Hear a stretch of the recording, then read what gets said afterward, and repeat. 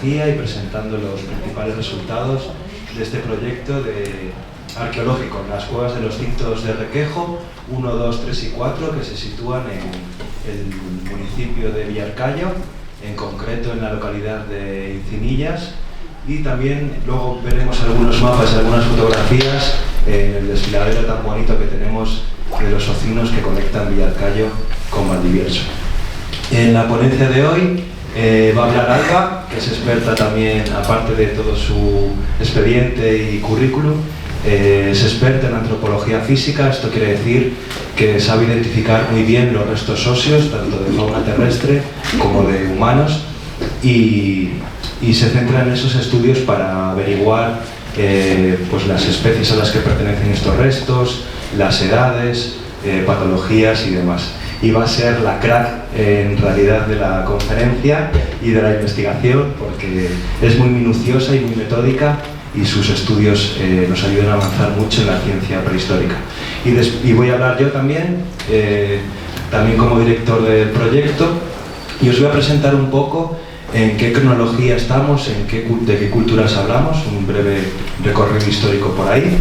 Después vamos a presentar el primer proyecto de 2024, esa campaña de prospección arqueológica, y hablaremos también de una segunda campaña de excavación arqueológica que vamos a desarrollar en septiembre de este año.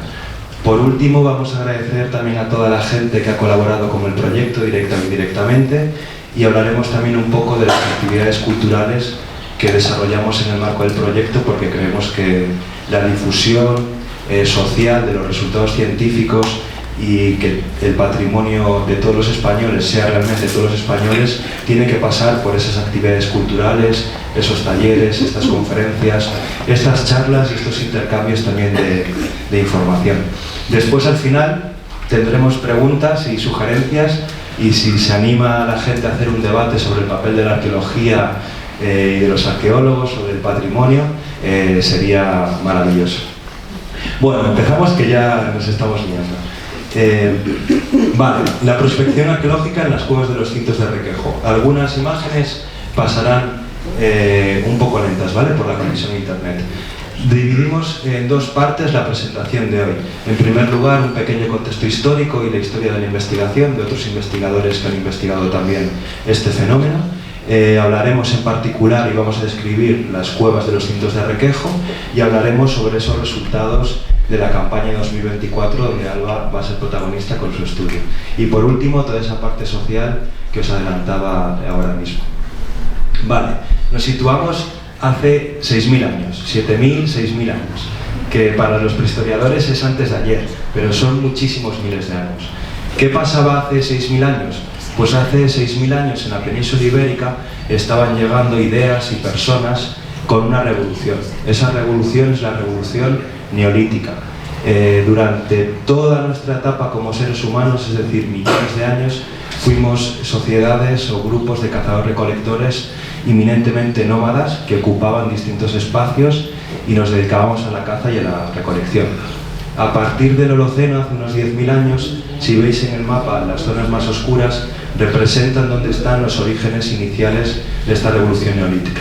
Pues hace 10.000 años en el Holoceno, las sociedades humanas empiezan a hacerse más sedentarias y empezamos a practicar la agricultura y la ganadería. Aquí tenemos unas imágenes de cómo serían los primeros poblados del Neolítico, ¿de acuerdo? Esas primeras sociedades que van recolectando de una forma más doméstica esas plantas, incluso sembrando algunas plantas, y también cómo hay un proceso paulatino de domesticación de los animales. Hay restos arqueológicos que nos permiten deducir que practicaban estas tareas. Tenemos muchas cerámicas que van a ser las protagonistas de este periodo, y luego tenemos también algunas sepulturas y algunos monumentos simbólicos como los dólmenes o los cromlechs. Todos conocemos Stone Age en Inglaterra, pues todo ese fenómeno megalítico empieza a finales del Neolítico y después en las sociedades posteriores. Después del Neolítico, justamente, empieza lo que conocemos como la metalurgia, y la primera etapa es el Calcolítico, que Calcolítico tiene la palabra lítico porque siguen utilizando la piedra, y calco, que significa metal. Entonces es una sociedad intermedia entre lo que es el neolítico, que utilizaban todavía piedras y era una tecnología más rudimentaria, y lo que después vamos a ver con la evolución de la edad de los metales, en la edad del bronce, incluso en la edad del hierro, hasta llegar al Imperio Romano. ¿Qué pasa en el Calcolítico? Todo esto es para poner un poco en contexto de las gentes que utilizaron las cuevas que vamos a presentar hoy, ¿de acuerdo? En el Calcolítico ya vemos aquí una evolución de los poblados, cómo se van haciendo cada vez más complejos. Hay mayor presión demográfica, hay más habitantes, empieza a haber excedentes, hay que repartir los excedentes, empieza a generarse la propiedad, tanto privada como colectiva, y todo eso va a generar en la sociedad una serie de tensiones que tienen que resolver. Como vemos en los poblados, se van jerarquizando incluso los espacios dentro de las ciudades y de los pueblos. Hoy en día también pasa con nuestras ciudades y nuestros pueblos y el sistema de los estados-nación. Hay cierta jerarquía en el territorio y entre poblados, ¿no? Y entre población. Pues todo esto se inicia en el Calcolítico. Vamos a ver también la revolución de los productos secundarios, es decir, una vez que ya tenemos a los animales domesticados, y aparte de la carne y de la leche que pueden tener, vamos a obtener otros materiales, otros bienes, como pueden ser el queso, o la fuerza de tiro, o las pieles. Vamos a aprovechar todo absolutamente de esos animales, ¿de acuerdo? También vamos a tener una especialización en la artesanía. Van a surgir los primeros oficios especializados, como la alfarería, o la gente que controla la metalurgia, que muchas veces son saberes un poco ocultos y un poco mágicos, porque son saberes muy específicos que solo algunas personas conocen, y las primeras élites que se van a generar con estas desigualdades sociales van a querer controlar los procesos de producción del metal para tener un control sobre su población o tener un control sobre el territorio. Vamos a ver también intercambios a larga distancia y sobre todo, y lo que más nos importa, es esta palabreja de aquí, que se va a empezar a complicar la sociedad, ¿vale? Entonces en el Calcolítico y luego ya durante la Edad del Bronce y hasta nuestros días se empieza a complicar la sociedad, y en la mayoría de culturas vemos cómo se establecen como un esquema piramidal del poder, ¿vale? Se van a generar algunas élites políticas, que pueden ser también militares. Esas élites políticas y militares van a estar respaldadas ideológicamente por algunas ideologías y también por la religión. Se va a ir como monopolizando la violencia, y van a ejercer también cierta violencia, y van a empezar aquí lo que conocemos como guerras. Va a haber un estamento también de gente de oficios especializados, y va a haber gente que trabaje las tierras, va a haber gente que cuida el ganado, va a haber gente que vaya a las minas a coger minerales para hacer los metales y demás, ¿vale?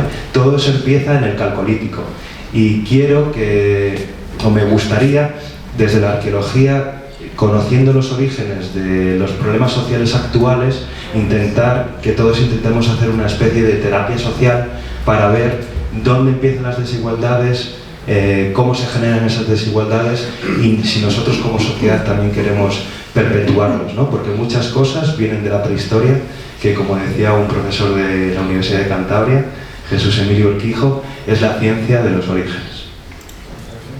Vale, seguimos hablando de desigualdades sociales. Lo que nos importa aquí es que va a haber una desigualdad en el acceso a los recursos, y también va a haber diferencias que se empiezan a heredar. Es decir, las élites van a heredar ese poder también a sus hijos, ¿vale? Esas élites, encontramos evidencias arqueológicas de que existen esas élites, porque vemos unos tamaños diferenciales en el uso de las viviendas, también en los ajuares funerarios o en el acceso a los bienes de prestigio. Y también aparecen edificios o espacios reservados en exclusiva también para el origen o las élites emergentes. Las cuevas de los Cintos de Requejo podría ser uno de estos espacios reservadas para estas élites, en este caso con un uso funerario, para estar depositadas allí y conservar los cuerpos, ¿vale? Bueno, aquí tenemos una recreación de cómo sería un depósito o una inhumación en una de estas cuevas. donde participaría casi toda la comunidad para enterrar a un individuo concreto. Y aquí tenemos a la derecha un ejemplo de estas primeras tumbas, no quiero decir principescas, pero así todo el mundo lo entiende, donde empieza a haber una desigualdad social muy marcada, que además se refleja con objetos de metal en oro y otros metales preciosos, y también con algunos bienes como el ámbar, ¿vale? Entonces este es el contexto de las cuevas de los cintos de Requejo.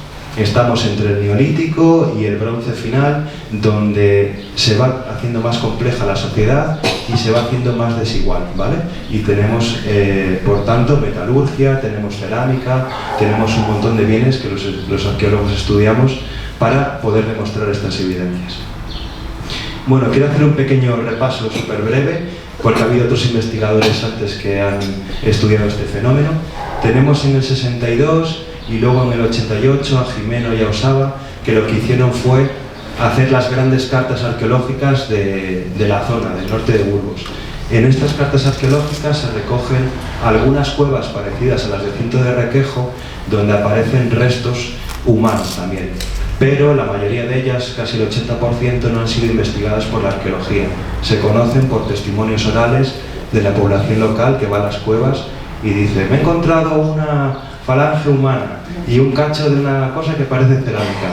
Pues esta gente hizo el gran trabajo de recopilar todas esas tradiciones orales, de ir a alguna de esas cuevas y comprobarlo, pero no ha habido una investigación sistemática del mismo.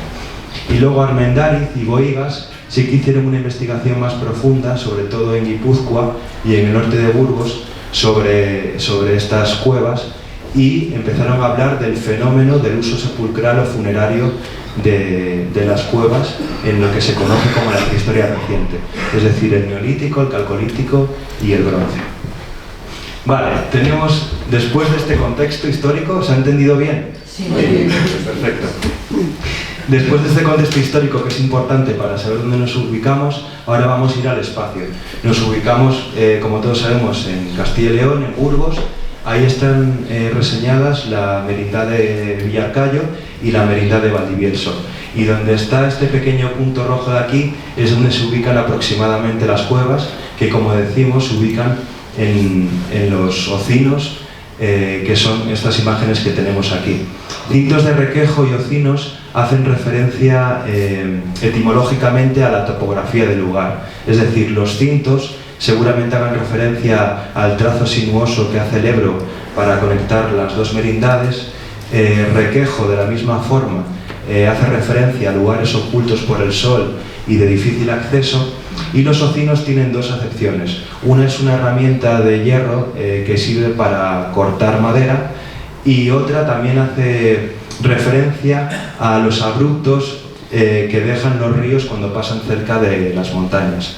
Los ocinos también nos interesan en su primera acepción porque en el acceso a las cuevas encontramos dos carboneras que utilizaban los carboneros para hacer carbón vegetal, que se distribuían a las casas y se vendían. También hemos documentado dos de estas antiguas carboneras que se conservan perfectamente, con un muro perimetral de contención y tierra negra en el interior, que seguramente se haya puesto negra por el carbón. Antes de empezar con presentar los resultados de la campaña 2024, queríamos dar las gracias al equipo técnico y a los colaboradores que nos acompañaron en esa primera aventura, porque este fue un proyecto que hablamos con el Ayuntamiento de Villarcayo, y en un primer momento íbamos a ir Alba y yo solos con todo, y después apuntó nuestro colega Guillermo, que ha sido el técnico de escalada de este proyecto. Nos instaló todos los aparatejos necesarios y también la seguridad para poder acceder a las cuevas, que luego hablaremos de cómo se accede a las cuevas. Y el día anterior y ese mismo día nos fuimos encontrando a gente por el camino que se animaron a venir a las cuevas y nos aportaron materiales de escalada. También nos aportaron, aquí veis la bota de vino, porque había que celebrar que éramos muchos y que estábamos haciendo algo que nos gustaba y que estábamos allí reunidos arriba. Y también Ángel, que está por allí sentado, que es un fiel colaborador y es amigo y vecino de Valdivielso, que luego hablaremos un poco de la historia de su padre, que siempre nombramos aquí, porque una de las cuevas tiene el subtítulo de Cueva Arce, en honor a Ángel Arce, que es hijo de Domingo Arce, que descubrió un fragmento de mandíbula humana allá por el siglo XX, no sé muy bien en qué año, pero sé que es en el siglo XX. Después presentaremos un poquito más el tema. Y quiero hacer especial mención y agradecer a Alba, que es el grueso del equipo arqueológico del proyecto de la campaña 2024. En esta nueva campaña vamos a traer 2 arqueólogos más, para que no todo el mérito se lo lleve Alba. Vamos a repartir un poco. Pero Alba ha hecho un estudio muy profesional de las cavidades y un estudio osteológico, es decir, de los huesos, muy minucioso, que daba muchísima información. Vale, cuevas de Cintos de Requejo. Para subir a estas cuevas tenemos que ir por el trazo sinuoso del río Ebro y luego ascender casi hasta la cumbre, ¿vale? Se tarda como 1 hora y media desde el Puente del Aire en subir a estas cuevas. Eso nos habla un poco de la dificultad de acceso a las cavidades, que precisamente era una característica que estas gentes querían, porque eso dificulta el acceso, es decir, dificulta que otras personas vayan allí a mancillar los restos humanos que quieren depositar allí. También le puede aportar un aspecto más simbólico, porque estas cuevas se ven desde abajo y están en lo alto, y en lo alto se está enterrando a la élite. Puede haber un doble juego también visual y simbólico en el terreno. Aquí tenemos a Alba escalando la pared vertical. Estos serán unos 4 metros, pero yo que mido 1,80 m estoy haciendo la foto, entonces hay que contar eso también. Y tenemos una pared vertical de 6 metros de altura, casi plana. Es muy difícil de escalar para una persona actual con equipos de escalada. Imaginaros hace 6.000 años cargando los pesos de los muertos para depositarlos allí con el máximo cuidado posible, no de cualquier forma. Entonces, para que entendáis el esfuerzo que pone esta población en enterrar allí a sus muertos. Y aquí tenemos a Guillermo, que es el técnico de escalada, que protagoniza también el cartel de la conferencia y la primera página. Vale, ¿qué nos cuentan las cuevas de los Cintos de Requejo? Aquí tenemos la cueva Arce, menciona Ángel Arce. Estas cuevas fueron topografiadas por el grupo de espeleología Nifarbus y después por el grupo de espeleología Edelweiss, que es muy famoso en la provincia de Burgos, que las topografiaron 2 o 3 veces a lo largo del siglo XX y a principios del siglo XXI. Y Domingo Arce, exalcalde de Valdenoceda, en Valdivielso, ya descubrió un fragmento de mandíbula humana que tenemos aquí y unos restos de cerámica prehistórica. Esto nos dio la pista a nosotros para iniciar este proyecto de investigación, porque ya teníamos algunas características típicas de esta cronología, ¿no? Cueva, difícil acceso, mandíbula humana. Lo teníamos fácil para empezar a investigar y nos lanzamos y fuimos a por ello. En esta primera campaña de 2024, aquí podéis ver la topografía de la cueva, vista desde arriba, una vista cenital en planta, hecha por el grupo de espeleología Edelweiss, y aquí en pequeñito, que no alcanzaréis a ver allá atrás, fuimos geolocalizando cada resto que nos íbamos encontrando en la cueva. Los puntos verdes hacen referencia a restos de fauna terrestre, es decir, ovejas, cabras y otros animales que han podido llevar allí carnívoros o los buitres. Y los puntos rojos hacen referencia a los restos humanos que hay allí dentro. Alba después os va a hablar de toda esta distribución y un poco de los restos humanos y qué implican. Pero como veis, en esta primera cueva, en la que teníamos que acceder esos 6 metros, encontramos multitud de restos humanos. Hemos distribuido estos restos humanos en 7 principales conjuntos. Estos conjuntos son un poco artificiales porque teníamos que dar forma a toda esa dispersión de materiales y veíamos que en algunos puntos afloraban más restos humanos. También afloraban restos humanos porque a lo largo del siglo XX ha habido mucha gente que ha ido a las cuevas. Hay gente que ha excavado un poco en las cuevas para ver qué aparecía por allí. Incluso igual algún pequeño animal también ha podido hacer alguna remoción de tierras. Estas excavaciones un tanto ilegales o que se salen de la metodología arqueológica también nos han permitido visualizar estos restos en superficie. Y no estoy haciendo promoción de estas prácticas, pero sí dando un poco pistas de por qué también hemos visto tantos huesos en superficie, ¿no? Y esa es la cueva de Cintos de Requejo 1. Después tenemos, por otro lado, otro conjunto que en realidad es la misma cavidad, pero que tiene 3 accesos, que son las cuevas de Cinto de Requejo 2, 3 y 4. Y en concreto, en la cueva 3 también han aparecido algunos restos humanos. Aquí os traemos un pequeño modelo 3D, que esperemos que se cargue, que hemos realizado a través de fotografía para poder investigar la cavidad desde el laboratorio y desde nuestras casas, y también para que funcione como material divulgativo. Y aquí tenemos, ¿se ve bien el modelo? Tenemos el modelo que, pues bueno, es como estar allí prácticamente, y os lo traigo para que veáis que en esta cueva no tenemos que acceder a una pared de 6 metros. Eso luego nos va a dar una pista. Esta cueva es de fácil acceso.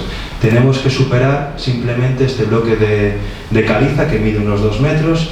Desde este bloque pasamos al punto 2, que es una terraza natural, y este punto 3 es el acceso a la cavidad. Y ahora nos vamos para adentro.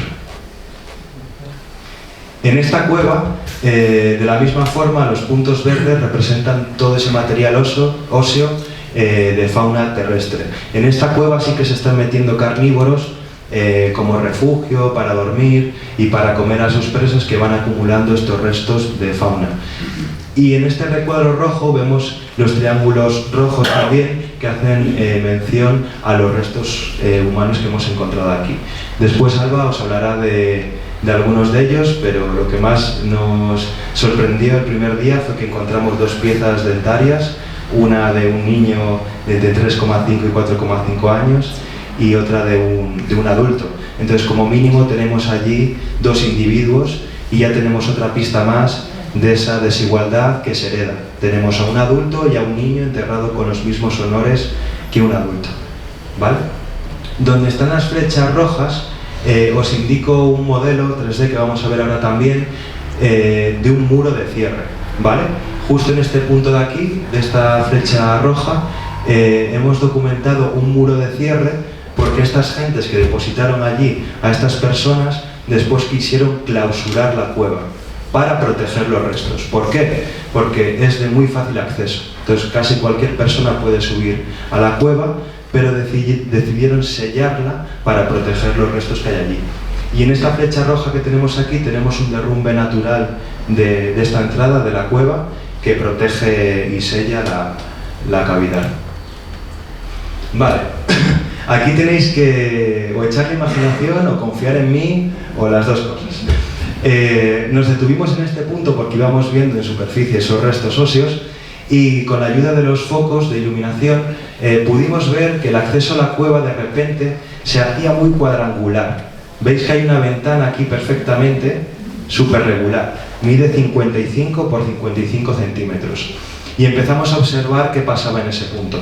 Vimos que aquí hacia la derecha había lajas de caliza puestas en vertical, que estaban conectando el suelo de la cueva con el techo, con intención de cerrar esa parte del pasillo, ¿no? Y que a la izquierda teníamos piedras mampuestas trabadas con arcilla de la misma forma para sellar la entrada a la cavidad.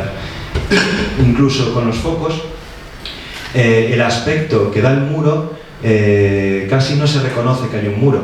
También creemos que esto tiene una intención, que han hecho un muro y lo han intentado mimetizar con el entorno de la cueva para que la gente no descubra que hay un muro y que lo rompa para poder pasar, ¿de acuerdo? Y esta es la vista que tenemos desde el interior, que como veis hay mucha menos arcilla, y aquí tenemos una laja, otra laja y otra laja, y aquí podemos ver todas las piedras mampuestas que se corresponden con esta parte de aquí, ¿de acuerdo? Y ahora vamos a enseñaros, para que lo veáis mejor, otro modelo 3D visto desde el lienzo exterior del muro y otro desde el lienzo interior. Estamos aquí en la cueva, en un punto donde nos tenemos que agachar. Aquí cuánto habrá algo, 1,5 metros aquí, agacharte y ya reptando, ¿no? Incluso menos de 1,5 metros. Menos de 1,5 metros. Y tenemos estas piedras que están aquí mampuestas, ¿de acuerdo? Y tenemos de este lado algunas lajas calizas que se van trabando y se van conectando con esta parte de la pared. El punto 3 refleja la laja que han retirado del muro, que mide exactamente lo mismo que el punto 4, que es por donde accedemos a la cueva. Es decir, esta piedra, con casi toda probabilidad, estaba sellando el punto 4 que alguna persona en algún momento de la historia retiró para acceder a la cueva. Pero aquí tenemos como la entrada, la laja que estaba cerrando este muro, y en el 4 ya pasamos hacia el interior de la cueva.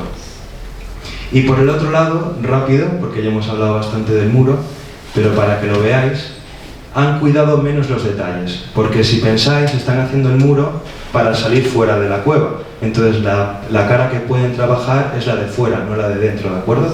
Entonces aquí sí que vemos algunos aspectos de la construcción, y veis aquí las hiladas de arcilla, cómo van trabando esas lajas, ¿vale? Y en el punto 2, en el otro lado teníamos barro y piedras que casi no se veía muy bien, y aquí veis una acumulación de piedras puestas casi de cualquier forma. Y ahora vamos a dar paso a Alba para hablar de los restos que se esconden detrás de estos muros o detrás de esa pared vertical. Sí. Bueno, buenas tardes a todos. Yo me voy a levantar un poco porque si no voy a estar un poco torcida intentando hablar.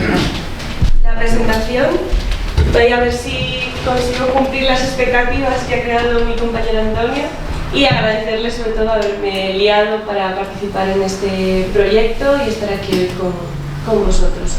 Bien, yo os voy a explicar en primer lugar la metodología que hemos utilizado para el análisis de los restos humanos, aunque bueno, como ya ha explicado un poco Antonio, también me he centrado un poco en la fauna que aparece dentro de las cavidades. Después hablaré un poco de los resultados y unas pequeñas conclusiones sobre lo que hemos encontrado. La metodología que hemos utilizado para el análisis de los restos ha sido básicamente la prospección visual sistematizada de las evidencias osteológicas en superficie, es decir, hemos ido entrando desde el exterior de la cueva hacia el más interior, identificando los restos de fauna y los restos humanos que nos íbamos encontrando por la cavidad. Para ello hemos ido identificando cada hueso y posicionándolo en un plano, estudiando cada hueso que nos vamos encontrando y luego dejándolos de nuevo en su posición original, ya que en ningún momento hemos levantado ninguno de los huesos que se encontraban en la cavidad. La metodología que hemos utilizado para el análisis es básicamente la observación macroscópica de los restos. Esto quiere decir nada más que no hemos utilizado microscopios, lupas, simplemente el coger el hueso, mirarlo, ver si pertenece a un humano, a un animal, qué parte del humano es y apuntarlo para hacer el estudio. Bien, para la fauna nos hemos centrado tan solo en la identificación taxonómica, es decir, en qué animal es, y el número de restos total que encontramos. Y en el caso de los restos humanos lo hemos hecho un poquito más complejo, ya que hemos identificado cada elemento anatómico, es decir, si es un fémur, si es un húmero, si es una costilla, una vértebra, la parte anatómica conservada, si se conserva el hueso entero, si se conserva solo parte del hueso, la lateralidad, si es un fémur izquierdo, un fémur derecho, el estado de fusión ósea y la erupción dental, que eso nos permite saber si pertenecen a un adulto o a un individuo joven o infantil. Como bien explicaba antes Antonio, hemos encontrado, por ejemplo, molares de individuos infantiles, 3,5 o 4,5 años. Y luego toda esa información nos ha permitido calcular tanto el número mínimo de restos, es decir, la cantidad de huesos total que hemos encontrado, el número mínimo de elementos, cuántos fémures hay, cuántos húmeros, cuántas tibias, etc. Y toda esa información nos permite llegar al último punto, que es el número total de individuos que se encontraban dentro de las cavidades. Otras cuestiones como el sexo biológico, pues si son hombres, si son mujeres, o las patologías, pues si sufrían algún tipo de enfermedad durante su vida y demás, Eso realmente no lo hemos podido hacer dentro de la cueva, sino que en futuras investigaciones que llevaremos a cabo este año y próximos, pues ya nos llevaremos los restos al laboratorio y los investigaremos en profundidad para conocer estas cuestiones. Bien, en el caso de Cintos del Requejo 1, que es la cavidad en la que más restos han aparecido, en cuanto a los restos de fauna, hemos encontrado un total de 36 restos, esto no quiere decir individuos, simplemente la cantidad de huesos que hemos encontrado. 6 pertenecerían a aves, 9 a bóvidos, 20 a ovicápridos, es decir, que no sabemos si son cabra o oveja, pero ahí andan. 3 mamíferos medianos, un indeterminable, y como podéis ver a ver si puedo usar el láser, sí. Como podéis ver en esta imagen de aquí, el ovicáprido sería el animal o el taxón que aparece durante toda la cavidad, es decir, es constante a lo largo de toda la galería y además en la zona en la que más concentración habría de este animal es en las zonas donde más restos humanos han aparecido. Por lo tanto, podría estar más relacionado con los restos humanos. El resto podrían ser más huesos recientes, como decía mi compañero, pues introducidos pues, por carnívoros o por cualquier otro animal. Aquí, por ejemplo, lo que vemos pues, son huesos de pájaro y esto de una falange de bovino. En cuanto a los restos humanos, en la cavidad de Cintos del Requejo 1, el número total de restos que hemos encontrado son 100, 91 huesos de adultos y 9 de subadultos.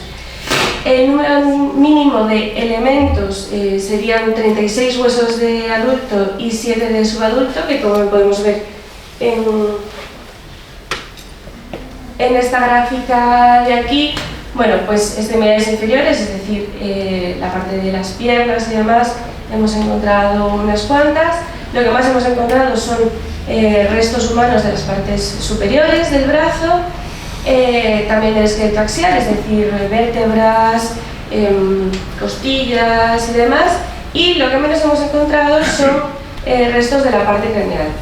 Si bien es verdad que un individuo solo tiene un cráneo y, por ejemplo, tiene muchas costillas, también es cierto que, como sabemos que ha habido gente que ha entrado o animales que han estado escarbando y demás, bueno, el cráneo es, digamos, que lo más identificable, lo que más gusta llevarse o que más fácil desaparece de los yacimientos arqueológicos.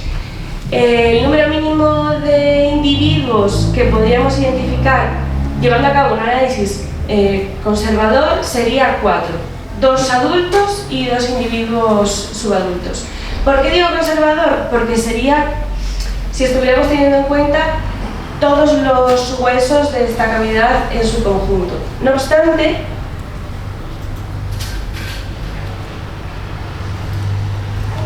cuando estuvimos haciendo la prospección arqueológica de la cavidad, fuimos capaces de identificar diferentes conjuntos donde existían concentraciones de huesos, como bien explicaba Antonio.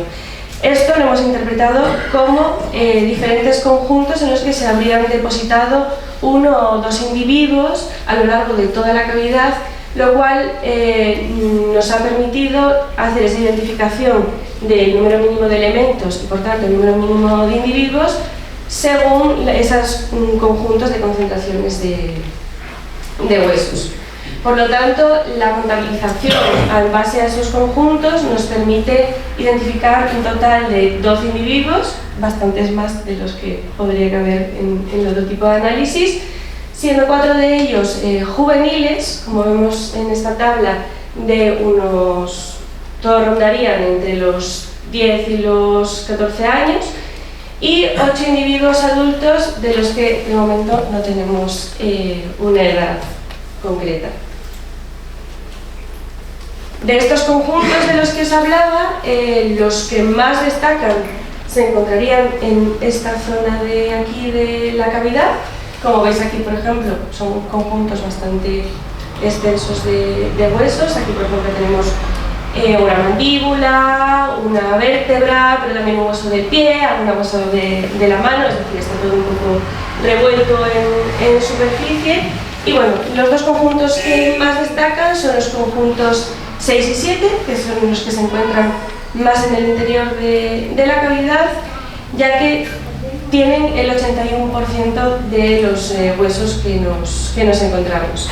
En el conjunto 6 aparecerían 43 restos humanos pertenecientes por lo menos a un individuo juvenil y a 2 individuos adultos, y en el conjunto 7 encontraríamos 28 huesos pertenecientes a 2 individuos adultos que los podemos identificar porque se repiten las 2 primeras falanges distales inferiores derechas, es decir, 2 dedos gordos del pie, básicamente.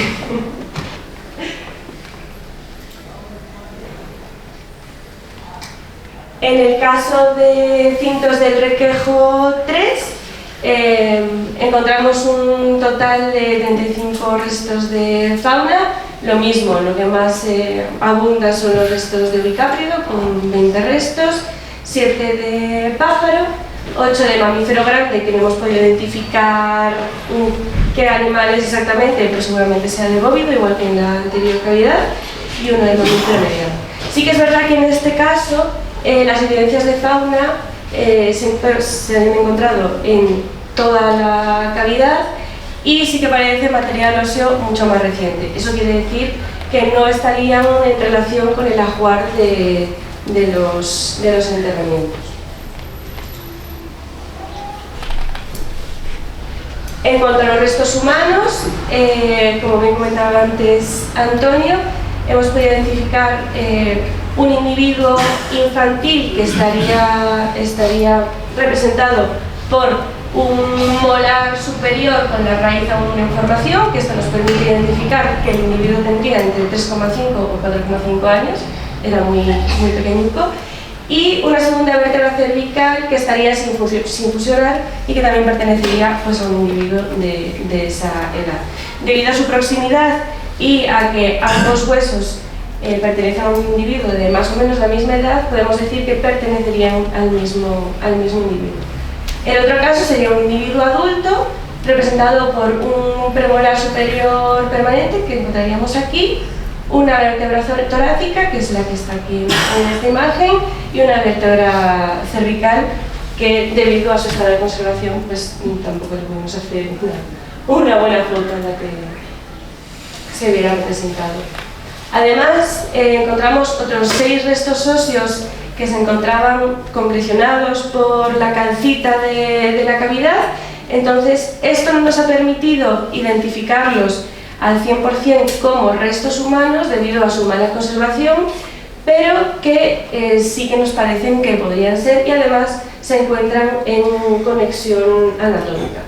Para asegurarnos de que esto es así, en la próxima campaña obtendremos muestras para mandar a analizar a un laboratorio a través de zooms. Zooms, digamos que sería como se coge una muestra del colágeno del hueso y, para que lo entendáis, funciona más o menos como los análisis de ADN, pero es bastante más barato para empezar y luego no es tan exacto. Realmente lo que hacen es identificar si es solo si es humano o si es otro tipo de animal. El ADN te podría decir si es Homo sapiens, si es Homo neandertal, si es cualquier otro tipo de Homo, incluso qué color de ojos tenía. Aquí no, esto es simplemente para saber si efectivamente eran restos humanos o son de fauna, y entonces nos podríamos contar como parte del enterramiento. Bien, como conclusión a todo esto, podemos asegurar que existen evidencias de comportamiento funerario prehistórico en las cuevas de cintos del Requejo. Si bien es verdad que en cintos del Requejo 1 ha habido una mejor conservación de los restos, ya que, como explicaba Antonio, hay que subir 4 metros y por tanto es mucho más difícil el acceso, lo cual permite una mejor conservación. No obstante, sabemos que esas inhumaciones han sido alteradas, ya sea por seres humanos que han andado por ahí haciendo sus cosas o de visita a la cueva, o por diferentes tipos de animales. Lo que sí es cierto que esto nos ha permitido identificar un montón de restos humanos en superficie y ver en qué zonas podríamos llevar a cabo una excavación arqueológica y poder identificar bien pues otras cuestiones importantes como el gesto funerario o si había varios individuos enterrados juntos y sin embargo son enterramientos individuales y demás. No es así en el caso del Requejo 3, ya que debido a que el acceso es mucho más sencillo y además sí que hay bastante alteración por agua y demás, tenemos una peor conservación de los restos y, bueno, realmente, a excepción de lo que vamos a hacer con esa muestra de zooms, pues lo que hemos encontrado es lo que hay. Por lo tanto, sabemos que tenemos nuevos yacimientos arqueológicos, al menos 2 cuevas con un uso funerario durante la prehistoria reciente en el entorno de los Ocinos. Ya veremos a qué cronología exacta de esa prehistoria reciente pertenece, será neolítico, calcolítico, bronce, bueno, sabemos que va a andar por ahí y sabemos que al menos tenemos 14 individuos de los cuales hemos encontrado más de 100 restos óseos humanos, asociados también a cerámica, que eso hemos hablado un poquito de ello, pero bueno, hay un montón de cerámica en las zonas donde aparecen los huesos y demás. Y hay que tener en cuenta que esto es solo lo que hemos encontrado en superficie. Eso quiere decir que en el momento en el que nos pongamos a excavar y a llevar a cabo una excavación arqueológica como tal, van a ser muchos más los huesos que encontremos y esperemos que tumbas bien que nos permitan identificar bien el gesto funerario y demás. Le paso el turno a Antonio. Muchísimas gracias, Alba, por este estudio tan detallado y también explicado. Como veis, es la crack y destripa de cada hueso la información que puedes obtener de él. Y sin duda es sorprendente que, conociéndose solo un fragmento de mandíbula, esta prospección pues, ha deparado cientos de restos humanos y esperemos este año poder ver esos gestos y ver sobre todo el origen de cuándo empieza a utilizarse estas cuevas también. Si es un único episodio donde se entierran a todas esas personas a la vez por alguna circunstancia, o si bien es una acumulación paulatina y un uso reiterado de las cuevas a lo largo del tiempo, que también nos dará información de sus rituales y del uso que han tenido esas cuevas. Y ya para terminar, que estaréis cansados, nada, son 5 minutos, vamos a hablar de esa parte social. Tú no te cansas cualquiera, Que yo no me canso. ¿Tú no te cansas? Pues luego hacemos otra. Luego hablamos de la de 2025. Nada, vamos a ser breves y vamos a hablar un poco de esa difusión social, de los colaboradores y un poco introducir esa reflexión hacia el papel de la arqueología. Bueno, el año pasado, en el marco del proyecto, dimos varias charlas, una en el Centro Intergeneracional Bustillo, aquí en Villarcayo, y otra en la pedanía del Almiñé, en la Casa Concejo del Almiñé, que me sorprendió porque muchos vecinos del Valle fueron allí a debatir sobre todo y estuvo muy bien. Y después hemos sacado estas noticias, estos resultados también en prensa, en Radio Valdivielso y en el Diario de Burgos. Este año con las excavaciones pretendemos escalar también un poco en los medios de comunicación y a ver si viene la televisión a grabarnos y hablamos también con la SER que están por aquí y ver si podemos charlar un poco también de ciencia en otros medios. Y como actividades desarrollamos un arqueódromo, que es una palabra rarísima, pero bueno, consiste en la recreación de una excavación arqueológica para enseñar a los más jóvenes el trabajo que realizamos, que después os mostraré unas imágenes de lo mismo. Aquí tenemos esa noticia en prensa, tenemos la entrevista en Radio Valdivielso, que en realidad el protagonista fue Ángel y hablamos de su padre, que fue colaborador de Félix Rodríguez de la Fuente y amigo, caminante de Valdenoceda, se conocía al milímetro cada cada cacho de su localidad, igual que su hijo Ángel, que las 2 veces o la vez que he ido con él al monte, sabe localizarte cualquier piedra, cualquier árbol, casi cualquier topónimo, y es un gusto estar con él y nos ha dado muchísima información y, como veis, siempre está presente en las charlas. Y ahí seguimos, y le ha caído la desgracia de contar con nosotros porque ahora no le dejamos en paz para nada. Y aquí tenéis unas imágenes un poco de esta iniciativa que tuvimos también con el instituto de aquí de Villarcayo y con la concejala de Cultura del Ayuntamiento, en el que intentamos reconstruir una excavación arqueológica con este cuadrilátero de madera relleno de tierra y de distintos materiales. También montamos un pequeño laboratorio para que la gente y los chicos pudiesen ir analizando cada pieza, el estado de conservación en la que se encontraba, de qué material era, si era un animal, si era un sílex, si era un metal, ¿de acuerdo? Y también en colaboración con todos los profesores del instituto de primero de la ESO, que les encantó, yo creo que más que a los chavales, y estuvieron ahí a tope en toda la actividad. Este año queremos repetir esta actividad en el instituto y queríamos hacer también un taller de cerámica prehistórica en el colegio para iniciar a los niños a que modelen el barro y puedan hacer decoraciones prehistóricas y esas formas prehistóricas, y les vaya picando un poco el gusanillo de la curiosidad y de la investigación. En esta campaña de 2025, aparte de estas actividades que hemos nombrado ahora, vamos a realizar esa excavación arqueológica que presentaba Alba, de 2 sondeos en los cintos de Requejo 1. Vamos a intentar mejorar el 3D de las cavidades y tener un 3D completo de todas ellas para que todas las personas que no puedan acceder puedan tener un documento digital y poder ver esas cuevas desde sus casas, y también que ayude a la investigación para que los investigadores puedan ver parte de las cuevas o las cuevas completas y aportar más información a este estudio. Vamos a hacer esas analíticas de carbono 14 para averiguar la fecha concreta de algunos restos que vamos a encontrar en la excavación, y ese análisis que decía Alba de zooms, creo que es de proteína, ¿no? Que diferencia la proteína entre las especies animales, entre las que se encuentra el ser humano. Ay, y me ha faltado una diapositiva. A ver. Ah, pues ya está. Muchas gracias. Muchas gracias por su...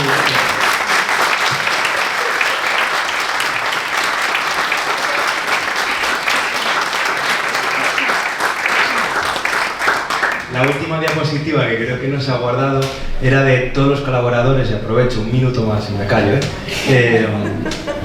facilitar y agradecer y todo el apoyo al Ayuntamiento de Villarcayo, que es el principal promotor del proyecto arqueológico, que lo financia el 50%.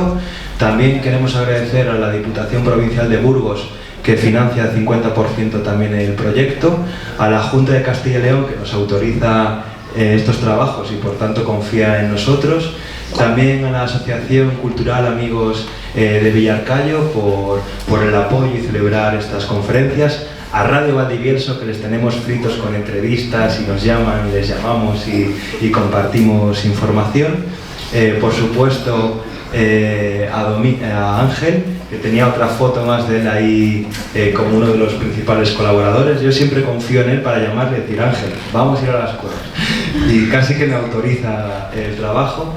Y por último a Embutidos La Serrana, que es un comercio local que está en el Valle, y lo siento por, después de hablar de administración y títulos y cosas, hablar de un comercio local, pero es importante. Nosotros hacemos arqueología social, vivimos en el medio rural, esta arqueología es de todos, y Embutidos La Serrana, en ese día que subimos 12 personas, nos financió parte del almuerzo y parte de la comida, porque creía en nosotros, y nosotros creemos en La Serrana, y creemos también que la arqueología tiene que estar en el medio rural, ser un motor para dinamizar el medio rural, crear puestos de trabajo, consumir productos de la tierra, compartir entre todos nosotros esta ciencia, porque al final son nuestros orígenes, son nuestros ancestros, y es nuestra historia y es nuestra identidad.